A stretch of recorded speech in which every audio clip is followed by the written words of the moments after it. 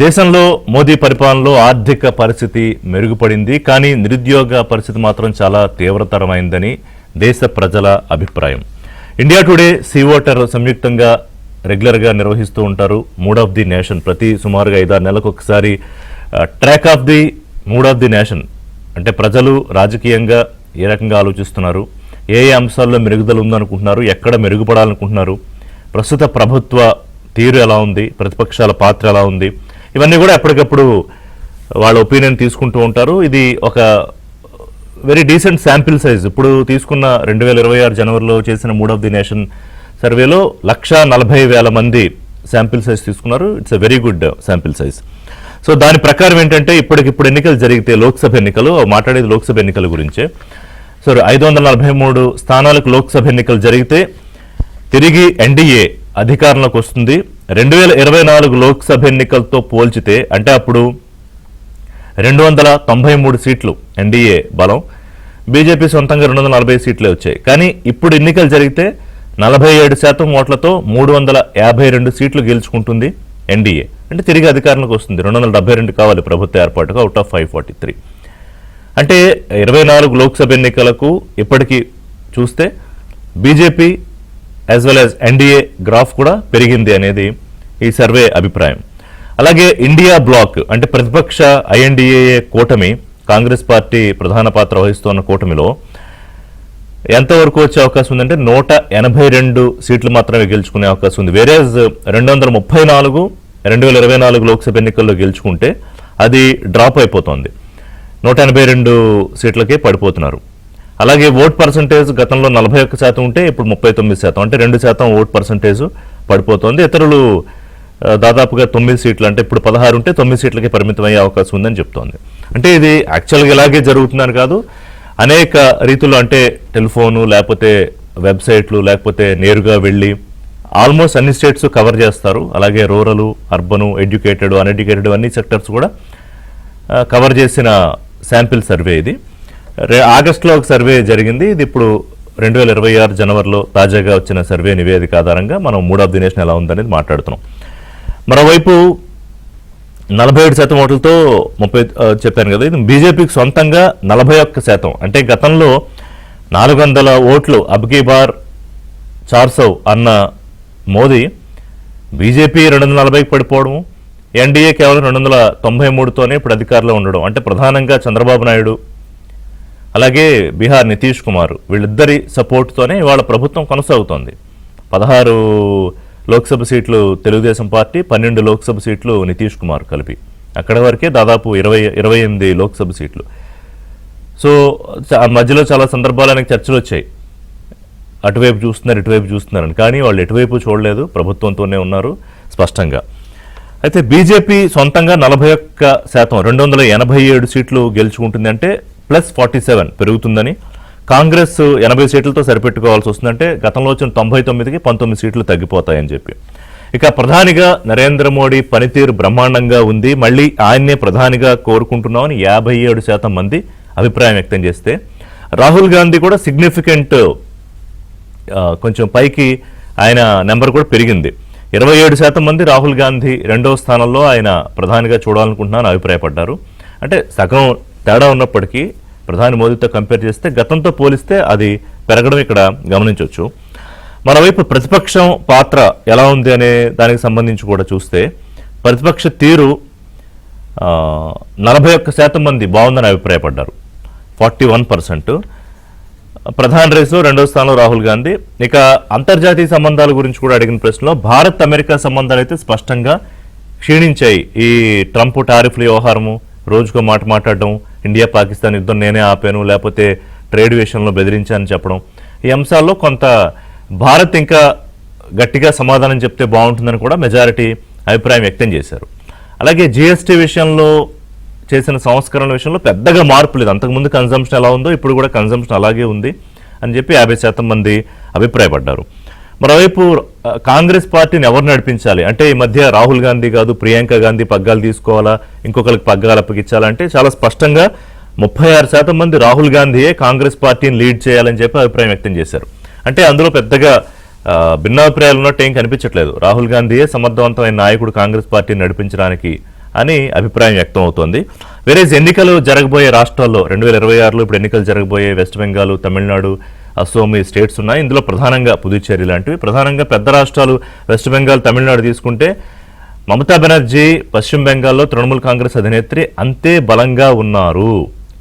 అంటే ఇది state assembly గురించి మాట్లాడదు, కానీ లోక్సభ లెక్క ప్రకారం చూసుకుంటే మళ్ళీ తిరిగి 29 నుంచి 31 సీట్లు తృణమూల్ కాంగ్రెస్ గెలుచుకునే అవకాశం ఉంటుంది.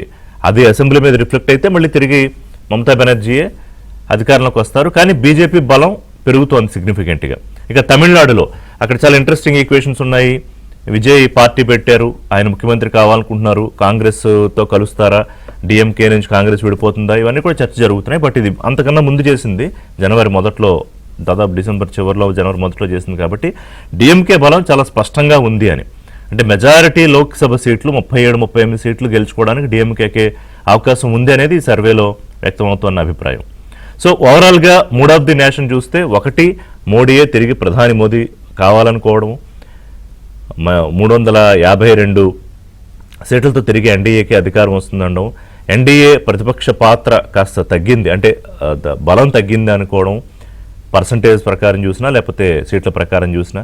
బట్ వేరేజ్ రాహుల్ గాంధీ ఇండివిజువల్గా పార్టీలోనూ అలాగే ప్రతిపక్ష పాత్రలోనూ ప్రధానమంత్రి రేసులో కూడా కొంచెం పైకి రావడం సిగ్నిఫికెంట్ చేంజ్ ఒకటి చూడొచ్చు. అలాగే అసెంబ్లీ రాష్ట్రాలు ఉన్న చోట్ల కూడా ప్రస్తుతం ఉన్న ప్రభుత్వాలు నడిపిస్తున్న నాయకులకి, ముఖ్యంగా వెస్ట్ బెంగాల్, తమిళనాడులో ప్రధానమైన బలం ఇంకా అలాగే కొనసాగుతుందని చెప్పడం. వేరే ఆంధ్రప్రదేశ్, తెలంగాణ నుంచి అంటే స్టేట్స్ గురించి ప్రత్యేకంగా ప్రస్తావించకపోయినా ఎన్డీఏ బలంగా ఉంది కాబట్టి, గతంలో కంటే బలం సంతరించింది కాబట్టి ఎన్డీఏ ప్రభుత్వం నడుస్తోంది ఆంధ్రప్రదేశ్లో. తెలుగుదేశం, బీజేపీ, జనసేన కూటమి అదే బలం కొనసాగుతోంది అనేది ఒక రిమార్క్ ఒకటి కనిపిస్తోంది. అలాగే బీఆర్ఎస్ ఇక్కడ అదే పరిస్థితిలో ఉంది. బీజేపీకి సిగ్నిఫికెంట్గా బలం పెరుగుతోంది తెలంగాణలో అనేది. వేరే ఎన్డీఏ బలం పెరుగుతోంది. దేశవ్యాప్తంగా కాంగ్రెస్ బలహీన పడుతుంది కాబట్టి ఆ ఎఫెక్ట్ రాష్ట్ర కాంగ్రెస్ మీద కూడా ఉండొచ్చు అనే అభిప్రాయం. సో ఓవరాల్గా ఎలా ఉంది ఇదే సర్వేలో దేశంలో ఫ్రీ అండ్ ఫెయిర్ ఎలక్షన్ జరుగుతోందా అంటే మెజారిటీ శాతం ఒపీనియన్ 57% మంది ఎస్ అని చెప్తే 37% మంది కాదు అని అన్నారు. అలాగే ఓట్ చోరీ అంశం ప్రభావం ఎంత ఉంది? రాహుల్ గాంధీ దీన్ని చాలా పెద్ద క్యాంపెయినింగ్ చేస్తున్నారు కదా, దీని ప్రభావం ఎంత ఉందంటే మెజారిటీ శాతం మంది అంటే 40% మంది ప్రభావం ఉంది, కానీ ఎన్నికల ఫలితాలను తారుమారు చేసే అంత ప్రభావం లేదు అనే అభిప్రాయం కూడా వ్యక్తం చేశారు. అలాగే ఇంకా కొన్ని అంశాలు ఉన్నాయి, అవి కూడా మాట్లాడదాం. అంటే ఇండియా బ్లాక్లో కాంగ్రెస్ పార్టీ బలహీనపడిందని కూడా మెజారిటీ అభిప్రాయం వ్యక్తం అవుతోంది. మనతో పాటు తులసిరెడ్డి గారు, మాజీ రాజ్యసభ సభ్యులు, కాంగ్రెస్ పార్టీ సీనియర్ నాయకులు జాయిన్ అవుతున్నారు. తులసిరెడ్డి గారు నమస్కారం. వెంటపాటి పుల్లారావు గారు, రాజకీయ ఆర్థిక విశ్లేషకులు, foreign affairs expert as well. Pullarao గారు, గుడ్ మార్నింగ్ అండి. తులసిరెడ్డి గారు, so what is your first take అండి? అంటే నేను ముందుగా చెప్పినట్టుగా నా ఒపీనియన్లో 140,000 మంది శాంపిల్ తీసుకున్నారు. And India Today C Voter survey చాలా పాపులర్ సర్వే, ఇండియాలో one of the popular surveys. Every 6 months ఇంటర్వెల్లో వాళ్ళు చేస్తూ ఉంటారు, అందుకే మనం ఇవాళ చర్చ పెట్టాం.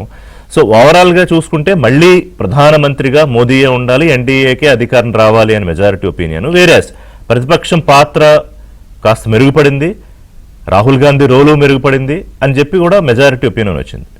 మీ ఇంప్రెషన్ ఏంటి? First impression. నేనేనా? తులసిరెడ్డి గారు మీరే. ఓకే ఓకే, మీరు చెప్పినట్లు ప్రకాష్ రెడ్డి గారు కూడా జాయిన్ అయ్యారు, బీజేపీ నాయకులు. నమస్కారం ప్రకాష్ రెడ్డి గారు. తులసిరెడ్డి గారు ప్లీజ్ గో హెడ్. మీరు చెప్పినట్లు ఇది ఓన్లీ లోక్సభ ఎన్నికలకు సంబంధించినటువంటి వ్యవహారం, రాష్ట్రాల అసెంబ్లీకి సంబంధించిన వ్యవహారం కాదు. అది నెంబర్ 1. ఓవరాల్ గా మనము సర్వే ప్రకారంగా పోవాల్సిందే, మన ఒపీనియన్ కాదు కాబట్టి అదే దాని ప్రకారంగా అయితే ఎన్డీఏ బలపడింది, బీజేపీ కూడా సింగిల్ గా బలపడింది, ఇండియా కూటమి బలహీనపడింది, కాంగ్రెస్ బలహీనపడింది. ప్రాంతీయ పార్టీలు ఉన్న చోట ప్రాంతీయ పార్టీ బలంగా ఉన్నాయి, అక్కడ బీజేపీ పెద్ద ప్రభావం చూపలేకపోతుంది. తర్వాత బీజేపీ సొంతంగా అధికారంలోకి వచ్చే పరిస్థితి ఉంది. తర్వాత మోడీ వేవ్ కొనసాగుతా ఉంది. తర్వాత వెస్ట్ బెంగాల్లో మమతా వేవ్ కొనసాగుతా ఉంది, తమిళనాడులో స్టాలిన్ వేవ్ కొనసాగుతా ఉంది, కేరళలో యూడిఎఫ్ వేవ్ వచ్చింది. ఓవరాల్ గా మనం వచ్చేసి చూస్తే మిగతా కొన్ని ఐటమ్స్ అంతే. అదే మిగతా సంబంధించి అటు అమెరికాతో సంబంధాలు, బంగ్లాదేశ్ సంబంధాలు, మిగతా నిరుద్యోగము, తర్వాత వచ్చేసి ఓట్ చోరీ, ఈ అంశాల గురించి దీని ప్రకారంగా చూస్తే ఇప్పుడు ఓవరాల్ గా 352 సీట్లు మనకు కావాల్సింది మ్యాజిక్ ఫిగర్ 272 అయితే బీజేపీ ఒకదానికే ఓన్ గానే 287 సీట్లు. కాబట్టి బీజేపీ ఒక్కటే మ్యాజిక్ ఫిగర్ దాటి 272 దాటి 17 సీట్లు ఎక్కువ రావచ్చు అనేది ఉంది. తర్వాత సరే కారణాలు కూడా కొన్ని చెప్పడం జరిగింది. దీంట్లో స్టేబుల్ లీడర్షిప్ ఒకటి, తర్వాత ఆపరేషన్ సింధూర్ కొంతవరకు, తర్వాత ట్రంప్ కు ఆ ఒత్తిడికి లొంగకపోవడము ఒకటి, తర్వాత యూరోపియన్ యూనియన్ యునైటెడ్ కింగ్డమ్ తో ఆ ఆర్థిక ఈ ఒప్పందాలు ఇవి కొంత ఇటీవల కాలంలో మోడీ వేవ్ ను కొంచెం పెంచాయి అనే దానికి కారణాలు కూడా చూపిస్తున్నారు. ఇది స్టేబుల్ లీడర్షిప్ ఒకటి, ఆపరేషన్ సింధూర్ ఒకటి, ట్రంప్ ఒత్తిళ్లకు లొంగకపోవడం అనేది ఒకటి, యూరోపియన్ యూనియన్ అండ్ యూకేతో ఒప్పందాలు. దీని తర్వాత వచ్చేసి ప్రధానంగా వెస్ట్ బెంగాల్ జనరల్ గా ఏమనుకుంటారంటే జనరల్ గా వచ్చేసి ఈసారి మార్పు ఉంటుందేమో అని జనరల్ ఒపీనియన్ ఉన్నది.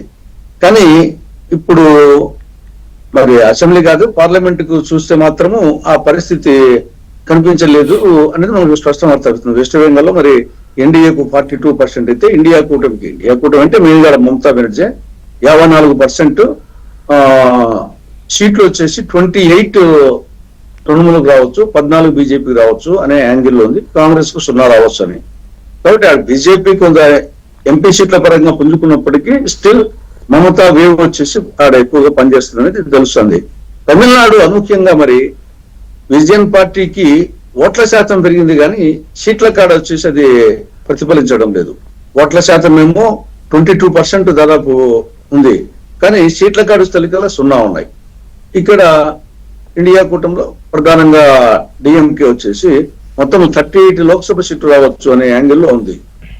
కాబట్టి కొంత తమిళనాడులో ఓటింగ్ కు సీట్లకు మాట్లాడదాం స్టేట్స్ గురించి. ఓవరాల్ గా మనం సమ్మరైజ్ చేస్తే ఎన్డీఏ బలం, బీజేపీ బలం, మోదీ బలం 3 పెరగడము, ఇండియా బ్లాక్ బలం, కాంగ్రెస్ పార్టీ బలము సిగ్నిఫికెంట్ గా తగ్గడం, ఏంటిది ప్రధానమైన కారణాలు? అదే చెప్తే కదా మోడీ పెరిగడానికి కారణము వారి ఇచ్చిన ప్రకారమే. ఒకటి స్టేబుల్ లీడర్షిప్ ఒకటి, రెండవది ఆపరేషన్ సింధూరు, మూడవది ట్రంప్ ఒత్తిళ్లకు లొంగకపోవడము, తర్వాత యూరోపియన్ యూనియన్ యూకేతో ఒప్పందాలు డీల్స్ ఇవి. దీంతో పాటు నేషనల్ గా వచ్చేసి మార్కెటింగ్ లో అంటే మార్కెటింగ్ మోడీగా నా అభిప్రాయం అది ఇక్కడ కాదు కానీ మార్కెటింగ్ వచ్చేసి తమ పథకాలను ఇప్పుడు ప్రతి అంశానికి మెరిట్స్ ఉంటాయి, డిమెరిట్స్ ఉంటాయి. నాణానికి బొమ్మ ఉన్నట్టు బుర్సా ఉన్నట్లు ఇక్కడ అదే విధంగా అది ఏ ప్రభుత్వానికైనా మోడీ ప్రభుత్వానికి కూడా బొమ్మ బుర్సా మైనస్ పాయింట్స్ ప్లస్ పాయింట్స్ ఉంటాయి. కానీ తనకున్న ప్లస్ పాయింట్స్ ను ఎఫెక్టివ్ గా ప్రొజెక్ట్ చేసుకున్న దాంట్లో మార్కెటింగ్ వండర్ఫుల్ గా చేసుకుంటా ఉంది మోడీ ప్రభుత్వము, ఎన్డీఏ ప్రభుత్వం నా అభిప్రాయం. కాంగ్రెస్ వచ్చేసి యాక్చువల్గా కాంగ్రెస్ ఎంతో చేసింది. మొత్తం 75 సంవత్సరాలు, సింహభాగం పరిపాలించిన 52 సంవత్సరాలు, అనేక ఉన్నాయి అంశాలు వచ్చేసి. దాన్ని మార్కెటింగ్ చేసుకున్న దాంట్లో కాంగ్రెస్ పార్టీ మెయిన్ గా చాలా బలహీనంగా ఉంది అని అనిపిస్తుంది. అభివృద్ధి కార్యక్రమాలు కానీ, సంక్షేమ కార్యక్రమాలు కానీ, సామాజిక అంశాలు కానీ ఇవన్నీ వచ్చేసి కాంగ్రెస్ చేసినవి ఎన్నో ఉన్నాయి, కానీ దాన్ని మార్కెటింగ్ చేసుకోలేకపోతుంది అనేది నా అభిప్రాయం. ఇక్కడ చెప్పింది కాదు కానీ బీజేపీ తన చేసిన దాన్ని ఎఫెక్టివ్ గా చెప్పుకోగలుగుతా ఉంది. దీనికి తోడు అంతర్జాతీయ మార్కెట్లో ముడి చమురు ధర అనేది ప్రధానంగా మోడీకి వచ్చినటువంటి ఒక అడ్వాంటేజ్. ఎంత అంతర్జాతీయ ఆఫ్సెట్స్ ఉన్నా కానీ ముడి చమురు ధర గతంలో మన్మోహన్ సింగ్ ఉన్నప్పుడు $140 per బ్యారెల్ ఉంటే ఇప్పుడు ఒకానొక సమయంలో $32 నుంచి $60-70 ఆ మధ్యలో ఉంది. కాబట్టి ఒక మెయిన్ అడ్వాంటేజ్ మోడీ కంటిన్యూస్ గా ఈ 11 సంవత్సరాలు ఆయనకు ప్రధానమైన అడ్వాంటేజ్ వచ్చేసి అంతర్జాతీయ మార్కెట్ లో ముడి చమురు ధరలు తగ్గడం అనేది ప్రధానమైన అడ్వాంటేజ్ మోడీ ప్రభుత్వానికి. రెండవది ఈ యొక్క గతంలో 2-3 సంవత్సరాలు వర్షంబడి కరువు పరిస్థితులు 10-12 రాష్ట్రాల్లో కరువు రావడము అటువంటి జరుగుతూ ఉండేటి. ఈ 11 సంవత్సరాల్లో అది కూడా పెద్దగా అక్కడక్కడ కరువులు ఉండొచ్చు కానీ దేశంలో విశాల ప్రాంతంలో కంటిన్యూస్ గా కరువులు వచ్చిన సందర్భం లేదు. ఓకే, వీటితో పాటుగా కాంగ్రెస్ పార్టీ లీడర్షిప్ లో ఉన్న సంక్షోభం, మోదీతోనూ బీజేపీతో ధీటుగా ఫైట్ ఇవ్వలేని ఒక చిన్న నిర్లిప్తత, అండ్ ఇండియా బ్లాక్ లో కాంగ్రెస్ పార్టీ బలహీనపడడం, మరి ఈ 3 అంశాలు ఎందుకు మీరు ప్రస్తావించట్లేదు? నేను చెప్తాను, మార్కెటింగ్ లో చేసుకోలేకపోతుంటున్నారు అదే కాంగ్రెస్ అంతేనా? అది ఓన్లీ మార్కెటింగ్ కి సంబంధించిన అంశమేనా? అంతే కానీ దాని కింద అన్ని వస్తాయి కదా, దాని కింద అన్ని వస్తాయి. ఇప్పుడు మనం చేసింది చెప్పుకోలేకపోవడం కూడా అది వైఫల్యం కిందనే భావించాలి కదా. దాంట్లో బీజేపీ డెఫినెట్ గా అప్పర్ హ్యాండ్ లో ఉంది. ఓకే, ఇక్కడ తర్వాత ఇక్కడ ఇబ్బంది పడతా మిగతా అంశాలకు డీటెయిల్ గా వెళ్దాం. తులసిరెడ్డి గారు, మన ఇద్దరు మాట్లాడే గెస్టులు కూడా. పుల్లారావు గారు, ఒకటి మీ నెంబర్స్ మళ్ళీ నేను చెప్పట్లేదు, ఆల్రెడీ చెప్పాను కాబట్టి. సో ఎందుకంటే ఒకటి, ద వెరీ ఫస్ట్ క్వశ్చన్, దేశంలో వ్యతిరేక గళాలు వినిపిస్తూ ఉంటాయి, లేకపోతే ఇప్పుడు ఓట్ చోరీ లాంటి అంశంతో అసలు ఎలక్షన్ ని మొత్తం హైజాక్ చేసేసారని రాహుల్ గాంధీ అంటున్నారు. ఎలక్షన్ కమిషన్ మీద, మోడీ మీద పొద్దున్న లేస్తే విమర్శలు చేస్తున్నారు. ఇవన్నీ ఉన్నా కూడా అంటే ప్రజలు దేన్ని సీరియస్గా తీసుకుంటున్నారు, దేన్ని సీరియస్గా తీసుకోవట్లేదు అన్నదానికి ఈ స్టాటిస్టిక్స్ అర్థం పడుతున్నాయా? తప్పకుండా. మెయిన్ థింగ్ ఏమిటంటే ఇవాళ వచ్చిన ఫిగర్స్ అన్ని కొద్దిగా మోడీ పర్వాలేదు అంతవరకు, రాహుల్ గాంధీ opposition చాలటలేదు, నేషనల్ లీడర్షిప్ కారణాలు ఎన్నో ఉంటాయి. తర్వాత మోడీకి ఏమిటంటే కొన్ని స్పెషల్ క్వాలిటీస్ కూడా ఉన్నాయి కదా, విదేశ విషయాల్లో, సెక్యూరిటీ విషయాల్లో, కొత్త స్టైల్లో కొన్ని విషయాలు బాగా చేస్తున్నారు. దాంతో పాటు ఆర్థిక వ్యవస్థ, వ్యవసాయ వ్యవస్థ ఆయనంత కదపలేకపోతున్నాడు. దాని మీద ఆ ఇంట్రెస్ట్ చూపెట్టుంటే అసలు నెక్స్ట్ ఎలక్షన్ కి రైవల్రీ ఉండదు, కానీ చేయలేకపోతున్నారు. ఆ కారణాలు ఉన్నాయి, వేరే వేరే వేరే వేరే కారణాలు ఉన్నాయి, చేయలేకపోతున్నారు. సో అక్కడ ఆయనకు లోటు కనపడుతుంది. రెండోది ఏంటంటే మన దేశంలో 30 రాష్ట్రాలు దాదాపు ఉన్నాయి కాబట్టి ప్రతి రాష్ట్రంలో ప్రాంతీయ పార్టీలు ఉన్నాయి. వాళ్ళ ఓటర్లు వ్యతిరేకంగా మోడీకి ఎవరు ఉన్నారో వాళ్ళతో వెళ్తారు. ఇప్పుడు రాహుల్ గాంధీకి 45% ఓట్లు అక్కర్లేదు. ప్రాంతీయ పార్టీలు ఆయనతో ఉన్న వాళ్ళు బాగా పైకి వస్తే మోడీని ఓడించేయచ్చు. మన ఉత్తరప్రదేశ్ లో అంత బలమైన రాష్ట్రం బీజేపీకి, ప్రభుత్వం ఉన్నది. 33 ఎంపీలు వచ్చారు 80లో, 33. మీరు అర్థం చేసుకోండి. అది మన దేశంలో 1% వచ్చిన opposition లీడర్ కూడా ప్రధానమంత్రి అవ్వచ్చు. 1%, 1%. ఎందుకంటే మిగతా వాళ్ళందరూ కలిసి ఇతనే పెడదామంటే అయిపోయాడు. ఇందరు గుజరాత్కి 1 సీటు కూడా లేదు, ప్రధానమంత్రి అవ్వాడు. సో ఆ లెక్క దేశవ్యాప్తంగా తీసుకుంటే కరెక్ట్ కాదు. దాదాపు 50 ప్రాంతీయ పార్టీలు ఉన్నాయి నేషనల్ పార్టీస్ తో, 1 ఎంపీ వచ్చేవాళ్ళు. సో అందువల్ల ఆ లెక్క opposition ఎవరైనా అయిపోవచ్చు. మెయిన్ థింగ్ ఏమిటంటే నరేంద్ర మోడీ, బీజేపీ ఉన్న రాష్ట్రాల్లో తగ్గుతున్నారా లేదా. ఇప్పుడు 2026 ఎలక్షన్ 5 రాష్ట్రాలు ఎలక్షన్కి వెళ్తున్నాయి. ఈ 5 రాష్ట్రాల్లో ఇండియా అలయన్స్ గెలిస్తే చాలా టెన్షన్ లో పడిపోతారు బీజేపీ. ఒక రాష్ట్రమైనా అస్సాం ఉన్నది గెలవాలి, మిగతా రాష్ట్రాల్లో పెరుగుతూ రావాలి.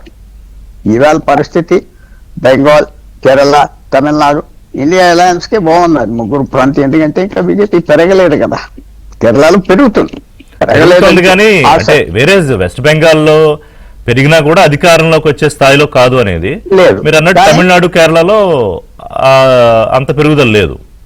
పెరుగుతూ ఉంటే చాలు, 1%, 2% పెరుగుతూ ఉంటే బీజేపీకి వచ్చే ఎలక్షన్ కొద్దిగా చేంజ్ వస్తాయి. ఏదైనా భారతదేశంలో మైనారిటీలు అందరూ ఒక రకంగా వేస్తారు, కొన్ని రాష్ట్రాల్లో కొంతమంది ప్రజలు ఇంకో రకంగా వేస్తారు. బీజేపీకి పార్లమెంట్కి తెలంగాణలో బాగా వేస్తారు మోడీ ఇమేజ్ మీద. అసెంబ్లీకి వేస్తారా, అది ప్రకాష్ రెడ్డి గారు చెప్పాలి. ఆంధ్రాలో మీకు నాకు పెరగలేదు, తమిళనాడులో పెరుగుతూ వస్తుంది బీజేపీ, కేరళలో పెరుగుతుంది. కానీ చాలు, ఇంకో 20 సంవత్సరాలు పడుతుంది ఇలా పెరుగుంటే. సో ఎంత బలంగా ఉన్నాడు మోడీ అంటే చాలా బలంగా ఉన్నాడు. కానీ ఈ రాజకీయం అంతా ఎలాగంటే ఇసుక మీద కోటలు కట్టినట్టుగా అలా వెళ్ళిపోతూ ఉండొచ్చు.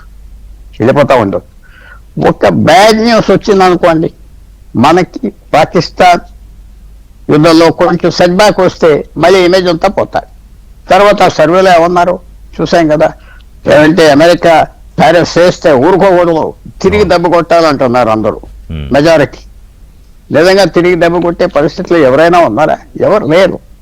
ప్రజలు అగ్రెసివ్గా వెళ్ళిపోమంటారు, కానీ దాని పరిణామాలు తీసుకోలేరు కదా. ఆపరేషన్ సింధూర్ టైంలో కూడా అగ్రెసివ్ గా వెళ్లాలని ప్రజలు కోరుకున్నారు. అమెరికాతో టారిఫ్ల విషయంలో కూడా అలాగే ఉండాలని కోరుకున్నారు.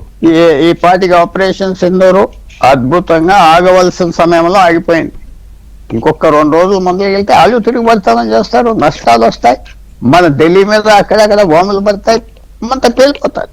కరెక్ట్ గా ఆఫ్ చేశారు, చక్కగా జరిగింది. అంతే, యుద్ధం లేకుండా జరిగితే మోడీ గారికి భారతదేశానికి వాళ్ళకి బలం వస్తుంది. సో ఈ ఫ్యూచర్ చెప్పలేం, కానీ ప్రస్తుతం నరేంద్ర మోడీ కొన్ని విషయాల్లో చాలా బాగా చేస్తున్నారు, కొన్ని విషయాల్లో ఇంకా బాగా చెయ్యాలి. వ్యవసాయ శాఖ ఉన్నది, అస్సలు ఈ సర్వేలో దాని గురించి మాట్లాడలేదు కదా, ఒక మాట అన్నారా? అనలేదు కదా. అది ఏదంటే సిటీలో కూర్చొని ఎకానమీ మాట్లాడారు, దేశ ఎకానమీ బెటర్ గా ఉందని వచ్చింది. ఎకానమీ మాట్లాడారు, వ్యవసాయం గురించి మాట్లాడలేదు కదా. 40% జనం ఆ ఆదాయం మీద ఇంప్రూవ్ అవుతారు, 18% ఆదాయమే వ్యవసాయం నుంచి వస్తుంది. అది ఇంప్రూవ్ చేస్తే అసలు గొడవే లేదు కదా భారతదేశానికి. దాని మీద ఏం ఫోకస్ లేదు. రాబోయే రేపు బడ్జెట్ మీద కూడా ఏమంటారు, మినిమం సపోర్ట్ ప్రైస్ పెంచామంటారు, అక్కడ కొన్ని మార్కెట్. ఎందుకంటే దాని మీద ఆ ఇండస్ట్రియలిస్ట్, ఆ పెద్దవాళ్ళు లాబింగ్ చేసేది, వ్యవసాయానికి చేసేది ఎవరు ఉన్నారు? అందువల్ల తప్పకుండా వీక్ పాయింట్ ఎక్కడంటే, మంచి స్ట్రాంగ్ పాయింట్స్ చెప్పాను కదా మోడీ గారికి, చాలా బాగా చేస్తున్నారు. విదేశ విషయాలు, సెక్యూరిటీ, స్వచ్ఛ భారత్, ఒక రకంగా క్లీన్ గా చేస్తున్నారు. అంతా ఇన్ఫ్రాస్ట్రక్చర్. ఒక చోట వీక్నెస్ కనపడుతుంది.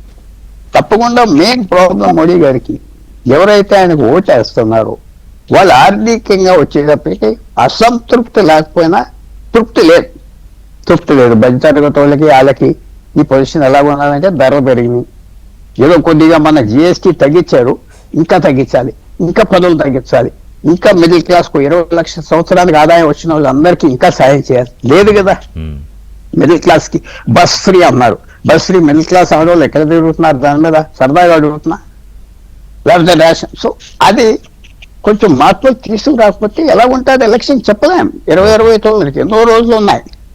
రాహుల్ గాంధీ క్యాండిడేట్ అని కాదు, బోళ్ళు మంది తయారవుతారు ఆ రోజు. ఎవరైనా అవ్వచ్చు. ఒపోజిషన్ ఉన్నారు భారతదేశంలో, దాన్ని చాలా జాగ్రత్తగా చూసుకోవాలి, చాలా సాఫ్ట్ గా ట్రీట్ చేయాలి. చాలా ఇంప్రూవ్మెంట్ కి మంచి ఆపర్చునిటీ ఉంది. 3 సంవత్సరాల టైం ఉన్నారు కాబట్టి. రైట్, పుల్లారావు గారు మాట్లాడదాం. ప్రకాష్ రెడ్డి గారు బ్రేక్ తర్వాత దగ్గరికి వస్తా. అంటే డిస్పైట్ ఆఫ్ ఈ వ్యతిరేకత ఇవన్నీ ఉన్నా కూడా దేశ ప్రజలు ఇవాళకి కూడా as per this India Today C Voter survey ప్రకారం మోదీనే ప్రధానిగా కావాలని ఎందుకు కోరుకుంటున్నారు, మళ్ళీ ఎన్డీఏ తిరిగి అధికారంలోకి రావాలని ఎందుకు కోరుకుంటున్నారు? అంటే ఒక బలమైన ప్రతిపక్షం లేకపోవడం కారణమా? వేరే రాహుల్ గాంధీ లీడర్గా ఎలివేట్ అవుతున్నారు గతం కంటే భిన్నంగా కంపేర్ చేసుకుంటే, కానీ మోదీని రీప్లేస్ చేసేంత స్థాయిలో కాదా? ఇక అసలు మూడో ప్రత్యామ్నాయం అనే ప్రస్తావనే లేదు. అందరూ ఎవరు సింగిల్ డిజిట్ కూడా దాటలేదు. వేరే with in the Congress party also Rahul Gandhi ప్రత్యామ్నాయంగా ప్రియాంక గాంధీని కూడా చూడలేదు. 36% రాహుల్ గాంధీ ఉండాలనుకుంటే కేవలం 9% మందే ప్రియాంక గాంధీ పగ్గాలు తీసుకోవాలని చూశారు. అంటే చాలా స్పష్టంగా దేశ ప్రజల అభిప్రాయం దీంట్లో కనిపిస్తోంది. ఈ అంశాలు ఇంకా డీటెయిల్స్ గారు దాదాపుగా అన్ని విభాగాల్లో కూడా ప్రభుత్వానికి, ప్రధానమంత్రికి స్పష్టంగా దేశ ప్రజల మద్దతు ఉందని ఈ సర్వే ఫలితాల ద్వారా మనకు అర్థమవుతోంది. అంటే ప్రధానమంత్రిగా పనితీరు కానీ, ఆర్థికంగా దేశాన్ని నిర్వహించి నడిపించే తీరు కానీ, అలాగే అంతర్జాతీయ సంబంధాల్లో కానీ, దేశ భద్రత విషయంలో కానీ అన్నీ దాదాపు 55 నుంచి 60% మధ్యలోనే ఉన్నాయి. అంటే ఒకవైపు రాహుల్ ప్రధానిగా దేశాన్ని నడిపించగలడా అంటే 41% మంది అవునుంటున్నా అసలు అవసరమే లేదు అని నెంబర్లు చెప్తున్నాయా? సార్ రిషి గారు, మీకు పెద్దలకు నమస్కారం. పెద్దలిద్దరికి సార్, ఇప్పుడు పెద్దలిద్దరు రైజ్ చేసిన అంశాలు కావచ్చు, మీరు రైజ్ చేసిన అంశాల విషయంలో కావచ్చు, లేదా వాళ్ళు India Today survey, C Voter survey, వాళ్ళు రెగ్యులర్ గా చేస్తున్నటువంటి ప్రతి 6 నెలలకు ఒకసారి చేస్తున్న సర్వే అది. అంటే పోయిన ఆగస్టు, ఇప్పుడు జనవరికి, అంత ముందు జనవరికి, ఇట్లా ప్రతి 6 నెలలకు ఒకసారి గత ఐ థింక్ నాకు 5-10 సంవత్సరాల నుంచి 10-15 సంవత్సరాల నుంచి గత ప్రభుత్వం అప్పుడు కూడా చేశారు. మన్మోహన్ సింగ్ గారి ప్రభుత్వ కాలంలో కూడా చేసినటువంటి ఇదే సంస్థ, ఇదే పద్ధతి, ఇదే మెథడాలజీ, ఇదే ప్రశ్నలు, ఇటువంటి ప్రశ్నలే. కొంచెం అప్పుడు మారుతుంటే ప్రశ్నలు అటు ఇటు, కానీ ఇవే ప్రశ్నలు అప్పుడు కూడా సమాధానాలు వచ్చినాయి కదా. నేనేమంటే రిషి గారు, ఇవన్నీ కూడా వాళ్ళు అడిగిన ప్రశ్నలు, వచ్చిన సమాధానాలు, జరిగిన అంటే వాళ్ళు చేసిన విశ్లేషణ, ఇవన్నీ కూడా మనం క్రోడీకరించాలి. ఎప్పుడు కూడా ప్రజలు ఎప్పుడు కూడా నాకు అర్థమైనంత వరకు కరెంట్ అఫైర్స్ అంటే ప్రస్తుతం ఉన్నటువంటి సమస్యల మీదనే ఎక్కువ స్పందిస్తారు. మేము 1955 ఏమైంది, 1970 ఏమైంది, ఇంకా ఒక అడుగు ముందుకేస్తే 2014 కంటే ముందు ఏమైంది అనేది ప్రజలు చూస్తలేరు ఇప్పుడు. ఎందుకంటే ఆ 1940 అనే 2014 తర్వాత మోడీ గారి ప్రభుత్వం అధికారంలోకి వచ్చినాక, బీజేపీ ప్రభుత్వం అధికారంలోకి వచ్చినాక ఆల్మోస్ట్ 12 ఏళ్ళు గడిచిపోయింది. అంటే ఇప్పుడు 30 ఏళ్ల వయసు ఉన్నారు, ఇప్పుడు 18 ఏళ్ల వయసు. అంటే మనం ఆలోచించాల్సింది, స్పందిస్తున్నటువంటి ప్రజలు ఎవరు అంటే ఈ ఈ యొక్క సంఖ్య పెరుగుతూనే ఉంది కదా, స్పందించిన ప్రజల సంఖ్య ఇటువైపు నుంచి కింద నుంచి వస్తుంది. వాళ్ళకు 2014 కంటే ముందు దేశ రాజకీయాలు 2004లో ఏముండే వాళ్ళకి పెద్ద చర్చనీయాంశం కాదు, అది గుర్తించట్లేదు. కాబట్టి ప్రజలు, నేననే పాయింట్ ఏంటంటే ప్రజలు ప్రస్తుతం ఉన్నటువంటి సమస్యలు, ప్రస్తుతం ఉన్నటువంటి అంశాల మీదనే చర్చించి ఒక అభిప్రాయాన్ని చెప్పిందని సీ ఓటర్ దాన్ని విశ్లేషణ చేసి మన ముందు పెట్టింది. ఇది అర్థం చేసుకోవాల్సిన అంశం అండి, నెంబర్ 1. నెంబర్ 2, ఈ రోజున నిన్న ఈ మొత్తం సర్వేలో కూడా మనం ప్రధానమైన అంశాలు కొన్ని ముఖ్యమైనవి కనుక తీస్తే, ఈరోజు సింధూరు లేకపోతే ఇంకా మన కరోనా టైము ఇవన్నీ కూడా పెద్దగా చర్చనీయాంశాలు కాలే. ఎందుకంటే మర్చిపోయారు, కరోనాను ప్రజలు మర్చిపోయారు, అందరూ మర్చిపోయారు, ప్రపంచం మర్చిపోయింది. కాబట్టి కరోనా కాలంలో చేసినట్ట అయితే కరోనా కాలంలో మోడీ గారు ఏం చేశారు అనేది ఆ సంవత్సరం 2020-21కి ఇదే సీ ఓటర్ సర్వేలో ప్రధానమైన అంశం ఉంది. అప్పుడు కరోనా సమయంలో మోడీ గారి నాయకత్వంలో దేశమంతా స్పందించిన అప్పుడు మనకి ఇంత పర్సెంటేజ్ ఆఫ్ మోడీ గారిని ఇంత గుర్తి తగ్గినటువంటి మోడీ గారి తగ్గినటువంటిది ఉంది. అదే విశ్లేషణ కూడా చెప్పారు, ఆ సీ ఓటర్ సర్వేలో కూడా ఆ విశ్లేషణ చెప్పారు. ఇప్పుడు ఎందుకు స్పందిస్తారు మనం కంపేర్ చేసుకోవాలి. ప్రపంచమంతా కరోనా కాలంలో క్లిష్ట పరిస్థితుల్లో కూడా భారతదేశం వ్యాక్సిన్ తయారు చేసి 130 దేశాలకు ఇచ్చిన మోడీ గారు దాన్ని హ్యాండిల్ చేసినటువంటి తీరు అంతగా స్పందించని ప్రజలు ఇప్పుడు మోడీ గారి విషయంలో పాజిటివ్ గా స్పందిస్తున్నారు అనేది విశ్లేషణ. అది మనం చేసుకోవాల్సిన అంశం అనేది నా అభిప్రాయం అండి. అంటే ప్రపంచంలో అంతర్జాతీయమైనటువంటి ప్రస్తుత పరిస్థితులు, యుద్ధ పరిస్థితులు, ఒకవేళ 3వ ప్రపంచ యుద్ధం 2వ ప్రపంచ యుద్ధం మనం చూడలేదు, చరిత్ర చదువుకున్నాం మనం. 2వ ప్రపంచ యుద్ధం కంటే ముందు స్టార్ట్ ఎట్లయింది, దాంట్లో మిగతా దేశాలు ఎట్లా యాడ్ అయినాయి అంటే, ఈ రోజున ఉక్రెయిన్ రష్యా యుద్ధం కావచ్చు, లేదా గాజా పాలస్తీనా ఇష్యూ కావచ్చు, అంటే గాజా ఇజ్రాయెల్ ఇష్యూ కావచ్చు, వెనుజులా అమెరికా ఇష్యూ కావచ్చు, ఇక ఒక్కొక్కటి తోడవుతూ భారత్ బంగ్లాదేశ్ ఈ రోజు ఉన్నటువంటి ఒక టెన్షన్, లేకపోతే పాకిస్తాన్ తో విశ్లేషణ కరెక్ట్ గా చెప్పారు మన పెంట పుల్లారావు గారు. యుద్ధం కొనసాగితే ఏం జరిగేది, ఏం జరుగుతుంది, ఎట్లా ఉండేది, ఇవన్నీ ప్రశ్నలకు యుద్ధ సమయంలో ఎంత ప్రజల నుంచి మీకు ఆ రోజు ఊహించరు రిషి గారు. ఆ యుద్ధం విరామం ప్రకటిస్తున్న సమయంలో ప్రజల నుంచి ఇచ్చిన స్పందన మామూలుగా, అంటే ఒక నెగిటివ్ స్పందనే కావచ్చు కానీ ఒక స్పందన వచ్చింది కరెక్ట్ గా. అంటే యుద్ధం చేస్తే బాగుండే అనేటువంటిది ప్రజలు అందరిలో కూడా మనసులలో ఉండే. కానీ అటువంటి క్లిష్ట పరిస్థితులలో కూడా నిర్ణయాత్మకమైనటువంటి శక్తిగా మోడీ గారు ఎదిగారు అనేటువంటి దీంట్లో ఈ విశ్లేషణలో కూడా ఉంది. డిసైసివ్నెస్ అంటాం కదా, నిర్ణయాత్మకంగా వ్యక్తి ఆ నిర్ణయాలు తీసుకున్నటువంటి దాంట్లో ఒక అంశం, ఒక టైము, దాంట్లో కూడా మోడీ గారి యొక్క గొప్ప విషయం ఉందని చెప్పి ఈ విశ్లేషణలో కూడా వచ్చింది, నిన్న సీ ఓటర్ విశ్లేషణలో కూడా. దాంతో పాటు దేశంలో ఇప్పుడు మీరు అన్నట్టు నిరుద్యోగ సమస్య, అది సమస్య అవునా కాదా? ఇప్పుడు మనందరూ ప్రతిసారి ఈ ప్రశ్న చాలా మన ఎవ్వరం సీనియర్ జర్నలిస్ట్ ఎవ్వరు ప్రజల దగ్గర పడిగిన నిరుద్యోగ సమస్య ఒక సమస్యనైనా కాదా ఈ ప్రశ్న అడిగితే గతంలో ఉన్నదానికంటే తక్కువ ఉంది ఇప్పుడు నిరుద్యోగ సమస్య మీద ప్రజల యొక్క స్పందన. అంటే చాలా సీరియస్ గా నిరుద్యోగ స్పందన ఫీల్ కావట్లేదు. అప్పుడు మీరు మన్రేగాను రద్దు చేశారని ఉద్యమాలు చేసినా అది ఫీల్ కావట్లేదు. అందుకోసం చివరిగా ఆ సమస్యకు వస్తాను నేను. కాబట్టి ఈ రోజు భారతదేశం ఎదుర్కొంటున్నటువంటి సమస్యలు, ప్రపంచం ఎదుర్కొంటున్న సమస్యలు, లేదా భారతదేశంలో సమస్యల మీద ఎవరు దీన్ని సరిగ్గా పరిష్కరించగలుగుతారనే దాంట్లో మోడీ గారి మీద ప్రజలకు విశ్వాసం ఉంది, బీజేపీ మీద విశ్వాసం ఉంది, పార్టీ మీద విశ్వాసం ఉంది, ఎన్డీఏ మీద విశ్వాసం ఉంది. అదే సందర్భంలో మీరు గతంలో మీరు గుర్తుంటే 2025 గెలిచిన మన్మోహన్ సింగ్ ప్రభుత్వము ప్రతిరోజు ఉంటదా పోతుందా అంటే ప్రభుత్వం కూలిపోతుందా కూలిపోతున్నా మన్మోహన్ సింగ్ గారి ప్రభుత్వం కూడా కూలిపోతుందా అంటే 2010 గెలిచి 2006 గెలిచిన మన్మోహన్ సింగ్ రెండోసారి 2009 అధికారంలోకి వచ్చినప్పుడు మరి ఉంటదా పోతా అనేటువంటి చర్చ నుంచి ఈ రోజున స్థిరమైన ప్రభుత్వాన్ని ప్రజలకు ఇవ్వగలుగుతున్నారు. అసలు చర్చనీయాంశం ప్రభుత్వం ఉంటదా పోతానే చర్చనీయాంశం కానే కాదు ప్రజల లోపల. ఇక్కడ ఒకటి ప్రకాష్ రెడ్డి గారు అంటే మిగతా అంశాలు ఒక పెద్ద లీడర్ తీసుకోవడం వల్ల ఈ నిరుద్యోగ సమస్య అంటే చాలా తీవ్రమైన సమస్యగా ఉందని మెజారిటీ అభిప్రాయం ఉంది, 42% మంది. వేరే ఓట్ చోరీ విషయంలో కూడా 40% మంది ఇది తీవ్రమైన సమస్య కానీ అని చెప్పినా కూడా ప్రభావం లేదు, ఎన్నికల మీద ప్రభావం ఉందని అభిప్రాయపడట్లేదు. బట్ వేరే సమస్య ఉందని ఒప్పుకుంటున్నారు. అలాగే ఎలక్షన్ కమిషన్ కూడా ఇంకా బాగా పనిచేయాలని దాదాపు 50% మంది కోరుకుంటున్నారు.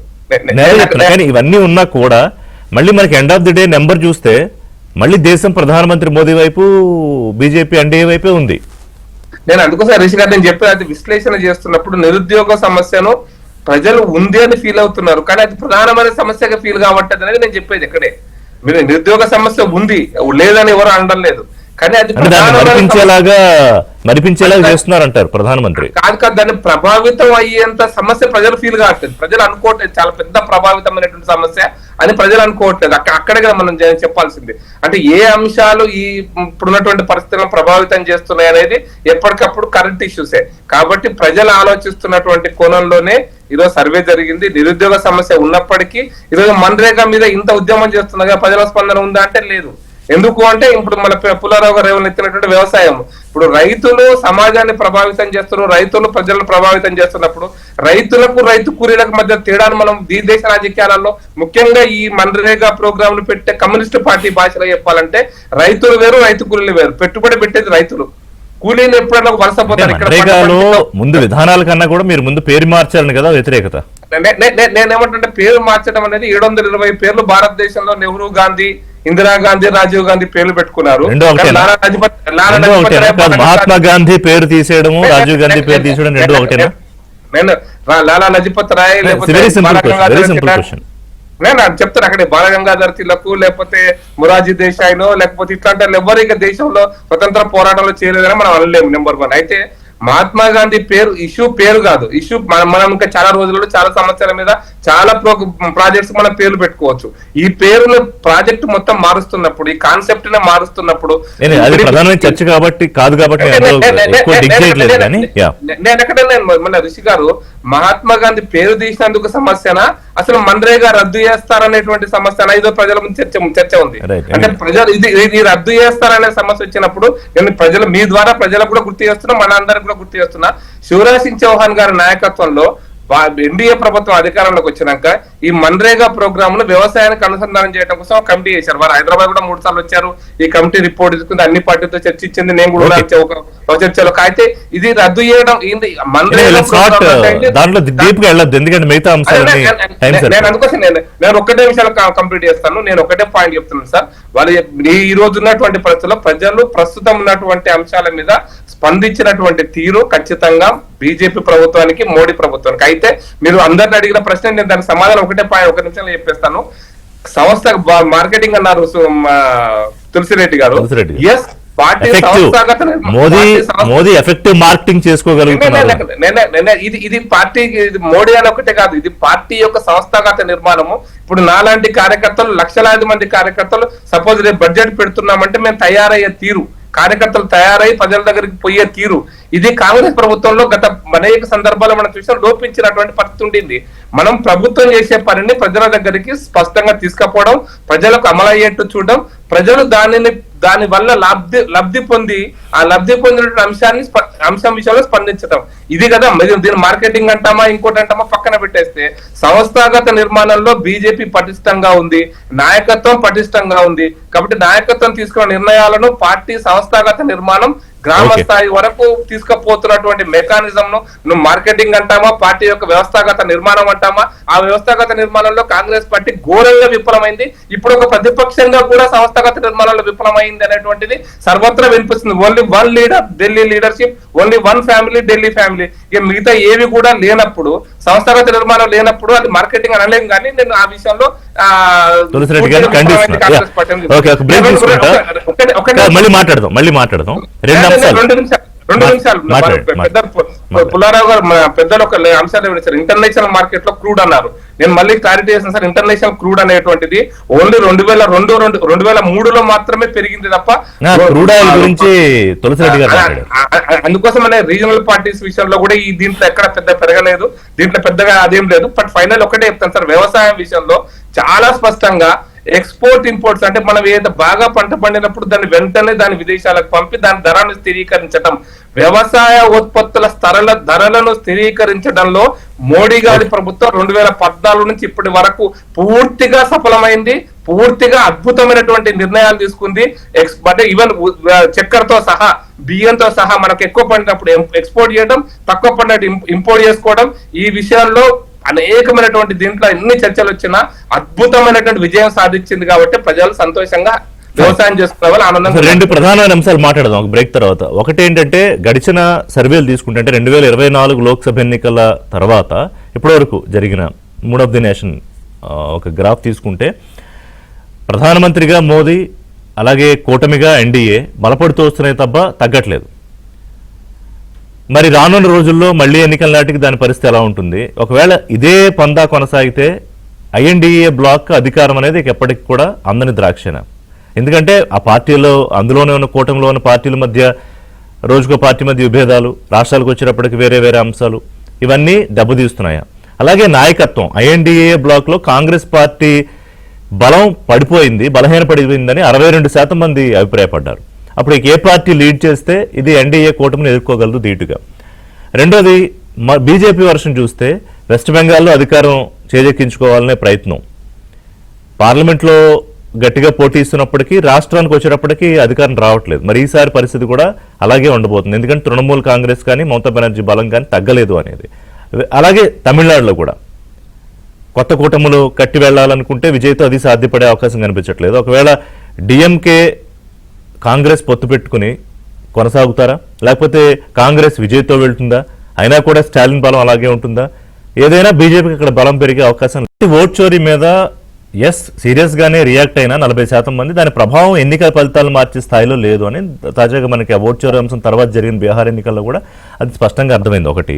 రెండోది, రాహుల్ గాంధీ లీడర్షిప్ ఉండాలి అని 36% అని కోరుకున్న కన్ఫ్యూజన్లో అంతకన్నా ఎక్కువ మంది ఉన్నారు, 48%. ఏమో ఎటు తేల్చుకోలేమని. అలాగే కాంగ్రెస్ పార్టీ బలం, అంటే మేజర్ పార్ట్నర్గా ఐఎన్డీఏ బ్లాక్లో ఉన్న కాంగ్రెస్ పార్టీ బలహీనపడుతోంది అనేది మెజారిటీ ఒపీనియన్. ఎందుకని? మీరు చెప్పినట్లు నా అభిప్రాయం కూడా, ఓట్ల చోరీ అనేది ఈ యొక్క ఓటర్ల జాబితా ఒకతోకలు ఉండేది, ఇది అందరికీ తెలిసిన విషయం. ఇది ఇప్పుడు కాదు, మొదటి నుండి కూడా దాంట్లో కొంచెం ఎక్కువ హెచ్చుతగ్గులు ఉండొచ్చు, కానీ అదే ప్రధానమైన అంశం అని చెప్పేసి నేను కూడా నమ్మడం లేదు. మొత్తం ఓట్ల చోరీ వచ్చేసి ఏదో కొత్తగా ఇప్పుడే జరిగింది కాదు, ఇది అవకతవకలు వచ్చేసి దాంట్లో అర్హుల పేర్లు లేకపోవడము, అనర్హుల పేర్లు ఉండడం అనేది మనము చూస్తే ఏ పోలింగ్ స్టేషన్ బూత్ చూసినా మనకు కనిపిస్తాయి. ఇప్పుడు కొత్తగా కాదు, ఇప్పుడు మొదటి ఉంది. దాన్ని కింది లెవెల్లో వచ్చేసేసి దానికి కింద ఉన్నటువంటి పార్టీల వాళ్ళు, పార్టీ కార్యకర్తలు వాళ్ళు చూసుకోవాలి, కానీ అది వచ్చేసి ప్రభుత్వం మీద అది మైనస్ పడుతుందని చెప్పేసి నేను కూడా అనుకోవడం లేదు. వాస్తవమే అది. నేను ఫ్రమ్ ది బిగినింగ్ నేను కూడా వచ్చేసి మా పార్టీ వాళ్ళు చెప్తున్నాను, ప్రభుత్వం వాస్తవమే, కానీ దానికి పొద్దసం వచ్చేసి నరేంద్ర మోడీ కారణము, ఎలక్షన్ కమిషన్ కారణం అంటే కుదరదు. మనం కింది లెవెల్లో వచ్చేసి రాహుల్ గాంధీ మెయిన్ ఎలిగేషన్ అదే కదా, వాళ్ళిద్దరూ నేను అది కరెక్ట్ కాదని ఎవరిదంటూ వాదిస్తున్నాను. ఇప్పుడు నా ఊర్లో వచ్చేసి నేనుండే పోలింగ్ స్టేషన్ లో అర్హుల బొట్లు లేకపోతే అనర్హుల బొట్లు ఉంటే దానికి కారణం నేను తప్ప, నేను వచ్చేసి అది ఒకటి ఉండేది వాస్తవమే, కానీ దానికి కారణం వచ్చేసి అక్కడ స్థానికంగా ఉండే వాళ్ళు అధికారం అంటే ఒకటి. Coming to the party, with in the party, నేను with in the party different గా వచ్చేసి రాహుల్ గాంధీ వచ్చేసి ఇంకా ఇనానిమస్ లీడర్, దాని నుంచి నోట్ అవుట్ రాదు. మనము మోడీకి ఎదుర్కొండే స్థాయిలో ఉందా లేదా అనేది, బీజేపీని కాంగ్రెస్ ఎదుర్కొండే స్థాయిలో ఉంది మెయిన్ ఇంపార్టెంట్ తప్ప ఇక్కడ పార్టీల వరకు వచ్చేసి అదే రాహుల్ గాంధీ వచ్చేసి రాహుల్ గాంధీ ప్రియాంక అనే కన్ఫ్యూజన్ ఏం లేదా? అది ఏం లేదు. వచ్చేసి ప్రస్తుతానికి వచ్చేసి భవిష్యత్తులో ప్రియాంక మాత్రమే పెట్టినప్పుడు అది వేరు, కానీ ఇప్పుడు ప్రస్తుతానికి వచ్చేసి ఆ పక్క ప్రైమ్ మినిస్టర్, ఈ పక్క leader of opposition Narendra Modi, Rahul Gandhi వచ్చినప్పుడు దాన్ని వేరే వాళ్ళ కంపారిజన్ రాదు. ఇప్పుడు నేనే ఉన్నాను, ఇప్పుడు ముఖ్యమంత్రి ఎవరు కావాలా, చంద్రబాబు నాయుడు కావాలా, జగన్ కావాలా అన్నప్పుడు తులసిరెడ్డి కావాలని రాదు కదా, అప్పుడు అది కథ వేరుగా ఉంటుంది. చంద్రబాబు నాయుడు, జగన్, పవన్ కళ్యాణ్ అని వచ్చినప్పుడు మధ్యలో తులసిరెడ్డి కూడా వస్తే నాకు అభిమానం చేసే వాళ్ళు కూడా ఉంటారు. అది ఒక 4 సర్వేలు అయినాక అది కూడా పికప్ అయితే వస్తుంది. కాబట్టి ఇప్పుడు ప్రస్తుతానికి వచ్చేసి ఆ పరిస్థితి లేదు, కాబట్టి అది రాహుల్ గాంధీ అండ్ నరేంద్ర మోడీ కింద ఉంది. కాబట్టి డెఫినెట్ గా మనము కూటమిలో కాంగ్రెస్ పార్టీ ఎందుకు బలపడుతోంది? ఇప్పుడు ఇందాక సింపుల్ ఈక్వేషన్ చెప్పారు పుల్లారావు గారు. ఒకటి ప్రాంతీయ పార్టీలు, బ్లాక్ లో ఉన్న ప్రాంతీయ పార్టీలు బలపడడం, కాంగ్రెస్ పార్టీ బలపడడం, కొంచెం ఆ సింపుల్ ఈక్వేషన్ మోడీని ఓడించి ప్రధానమంత్రి అవ్వాలంటే. కానీ అసలు వేరే ఇండియా బ్లాక్ లో కాంగ్రెస్ బలహీన పడిపోతూ ఉంటే ఎలాగా?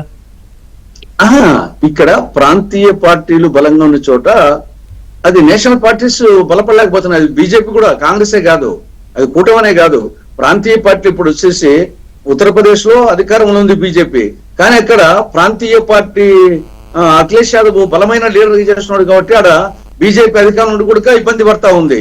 కాబట్టి ఇక్కడ ప్రాంతీయ పార్టీలు ఉన్న చోట అటు నాట్ ఓన్లీ కాంగ్రెస్, బీజేపీ కూడా వచ్చేసి ముందుకు పోలేకపోతుంది. అధికారంలో ఉండి కూడా 11 సంవత్సరాల అధికారంలో ఉండి కూడా వాళ్ళకి సంస్థాగత బలమని వారు చెప్పినట్టు ఉన్నప్పటికీ కూడా.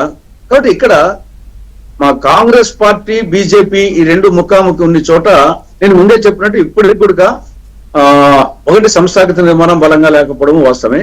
రెండవది మార్కెటింగ్ కాడ కాంగ్రెస్ పార్టీ వెరీ పూర్ చెప్తున్నాను. దాంట్లో వచ్చేసి బీజేపీతో కంపేర్ చేసడానికి కూడా లేనంత పోతుంది. ఎందుకంటే తప్పును కూడా వచ్చేసి ఒప్పుగా తీసుకుపోతా ఉంది బీజేపీ. అదే అంటే దానికి రెండు కారణం, సంస్థాగత లోపాలు, సన్నద్ధం కాకపోవడం, రెండు మేజర్. అదే కావాలంటాను. మా పార్టీ వచ్చేసి మా పార్టీ బాగుంది చెప్పేసి ఊరికి పొగుడుకోవడం కాదు. దానికి ఒకటి ఎగ్జామ్ చెప్తున్నాం. పద్దసం వచ్చేసి ప్రపంచంలోనే 4వ అతిపెద్ద ఆర్థిక వ్యవస్థ అని చెప్పేసి రోజు వచ్చేసి మోడీ గారు కానీ మిగతా నాయకులు కానీ చెప్తుంటారు. కానీ ఇది ఎంత అవాస్తవం అంటే మన జనాభా వచ్చేసి 147 కోట్ల జనాభాతో మనం వచ్చేసి పర్ క్యాపిటల్ ఇన్కమ్ హెచ్చిస్తా మనం 4వ అతిపెద్ద ఆర్థిక వ్యవస్థ అంటున్నాం. కానీ పర్ క్యాపిటల్ తీసుకుంటే 2025లో IMF ప్రకారంగా భారతదేశపు పర్ క్యాపిటల్ జీడిపి 2875 కోట్లు. నాకు అర్థమైంది మీరు చెప్పబోయేది, బట్ సమయం ఎక్కువ లేకపోవడం వల్ల దాంట్లో కొంచెం లోతుగా వెళ్ళే అవకాశం లేదు మనకి. బట్ థ్యాంక్ యూ పుల్లారావు గారు. ఇదే అంశాలు అంటే రాహుల్ గాంధీ బలంగా కనిపిస్తోన్న ఆయన పార్టీ కూటమి బలంగా లేకపోవడం అనేది బీజేపీకి మోడీ గారికి కలిసి వచ్చే ప్రధానమైన అంశాల.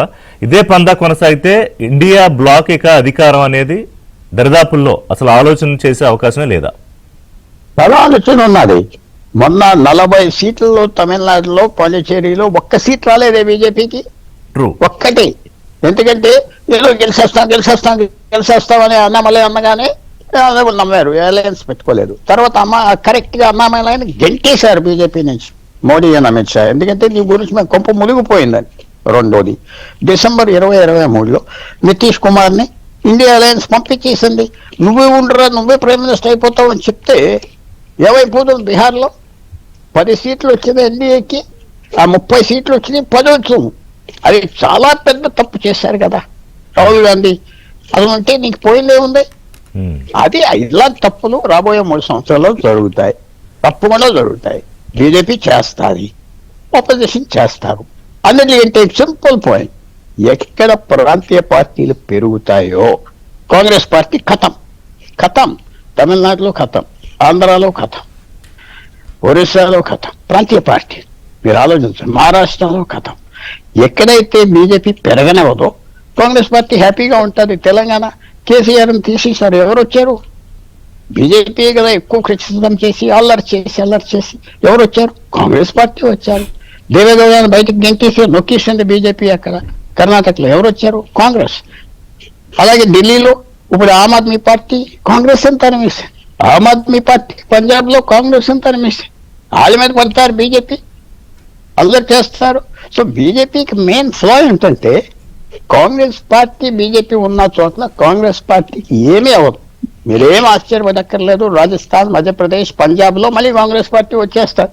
ఆల్టర్నేటివ్ అదే. అంతే.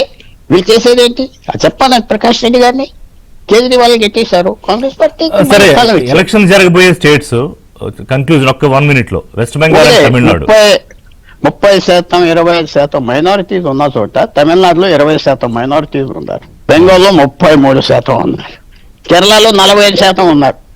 వాళ్ళు ఎలాగో ఉన్న పరిస్థితి ఏంటి? బీజేపీకి ఓటేయు. సో చాలా అవన్నీ మార్చుకోవాలి, డైనామిక్స్ చేయాలి, ఇంకా సంవత్సరాలు పడతాయి. సో బీజేపీకి చాలా పర్ఫార్మెన్స్ పర్ఫెక్ట్. అంటే కొన్ని రాష్ట్రాలు బీజేపీకి దొరకవు ఇప్పుడప్పుడే, అలాగే దేశంలో అధికారం కూడా కాంగ్రెస్ కూటమికి దొరకదు ఇప్పుడప్పుడే, అట్లా కంక్లూడ్ చేయొచ్చా? ప్రస్తుత పరిస్థితి బట్టి కాంగ్రెస్ పార్టీ చాలా మారాలి. కాంగ్రెస్ పార్టీ మారటం కష్టం కాదు, ఒక వ్యక్తి మారాలంటే ఆ తత్వం మార్చుకుంటే కాంగ్రెస్ పార్టీ బలం వస్తుంది. ప్రకాష్ రెడ్డి గారు కన్క్లూజన్ కామెంట్. సార్, ఇప్పుడు పెద్దలు పుల్లారావు గారికి తులసిరెడ్డి గారు తెలియదు కాదు, చాలా సీనియర్ నాయకులు, సీనియర్ పెద్దలు పుల్లారావు గారు సీనియర్ జర్నలిస్టు. భారతదేశం స్వతంత్రం వచ్చినప్పుడు 250 ప్రాంతీయ పార్టీలు ఉన్నాయి.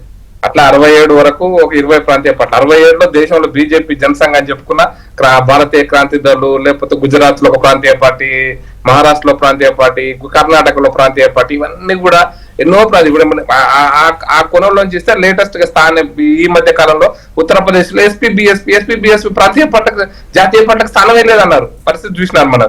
బెంగాల్లో కూడా ఫార్వర్డ్ బ్లాక్ ఏవైతే ఇంకా రిపబ్లికన్ పార్టీ ఇవన్నీ చిన్న చిన్న పార్టీలు కలిపి నడిపించినారట.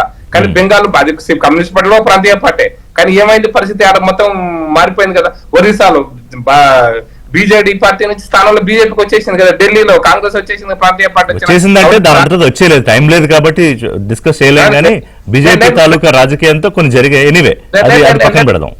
నేను స్థిరంగా ప్రాంతీయ పార్టీలు ఉన్న చోట జాతీయ పార్టీలకు అవకాశం లేదనడం కరెక్ట్ కాదు. ఒకటి, ప్రాంతీయ పార్టీలు వ్యక్తుల ఆధారంగా నడుస్తాం కాబట్టి ఆ వ్యక్తి పోయిన తర్వాత చరణ్ సింగ్ పోయిన తర్వాత ఆ పార్టీ ఉత్తరప్రదేశ్ అంత పెద్ద స్థాయిలో ఉత్తరప్రదేశ్ లో పార్టీ కనపడలే కదా. ప్రూవ్ చేయాలి కదా. కాదని ఇప్పుడు ఆంధ్రప్రదేశ్, తమిళనాడు, తెలంగాణ నేనంటే వ్యక్తులతో నడుస్తున్నటువంటి పార్టీలు ఆ వ్యక్తుల యొక్క కాలం ముందుకు పోతున్నప్పుడు 5 ఏళ్ళ 10 ఏళ్ళ తమిళనాడు కూడా అంతే. ఇప్పుడు తమిళ మనీలా కాంగ్రెస్ ఉండే మూపనూరు పార్టీ ఏమైంది, మన కనపడకుండా పోయింది కదా. అట్లా చాలా పార్టీలు ఉండే కర్ణాటకలో కూడా, తమిళనాడులో కూడా ఏమైంది కనపడకుండా పోయింది. కాబట్టి ప్రాంతీయ పార్టీలో సిచ్యుయేషన్ పరిస్థితి బాగుంది. వెస్ట్ బెంగాల్, తమిళనాడు ఏంటి గెలుస్తారని చెప్తున్నారా? మేము గెలుపోవటం అనేది సమయం నిర్ణయిస్తాం. మేమైతే పూర్తి విశ్వాసంతో ఉన్నాం. ఏ మీడియాలో ఏ డిస్కషన్ వచ్చినప్పటికీ కూడా వెస్ట్ బెంగాల్ లో బీజేపీ అధికారంలోకి వస్తానే మైనార్టీలు ఉన్నప్పటికీ కూడా మీరు అందుకోసం దేశ రాజకీయాల్లో కాంగ్రెస్ పార్టీ యొక్క వైఫల్యం ఒకటి చెప్తాను సార్. మైనార్టీల మద్దతు పేరుతో మెజార్టీలో ఓట్లను కోల్పోతున్నట్టు కాంగ్రెస్ అంటున్నా నేను. ఇది కాంగ్రెస్ పార్టీ అంటారు. కాంగ్రెస్ పార్టీ గురించి అంటున్నా. మైనారిటీల పేరుతో, మైనారిటీలకు మద్దతు పేరుతో మెజార్టీ ప్రజల యొక్క అభిమానాన్ని కోల్పోతున్నారు కదా. ఇప్పుడు రాహుల్ గాంధీ నాయకత్వంలో మార్పు రావాలని ఒకటి, పార్టీ ఆలోచన తీరులో మార్పు రావాలి, కూటమి ఆలోచన తీరులో మార్పు రావాలి. బీజేపీకి, మోదీకి, ఎన్డీఏ కూటమికి ఇది కన్ఫ్యూజన్. మైనార్టీ వ్యక్తిగా ప్రవర్తిస్తుండో అది కాంగ్రెస్ పార్టీని కొంప ముంచుతుంది. మిగతా అంశాలన్నీ పక్కన పోయినాయి. అవన్నీ అంశాలు పక్క పోయినా అర్థం చేసుకోవాలి కాంగ్రెస్ పార్టీ అని చెప్పదలుచుకున్నా. అంటే మైనార్టీలను మద్దతు నష్టపోయింది కాంగ్రెస్ పార్టీ రాబోయే రోజుల్లో కూడా. Thank you very much.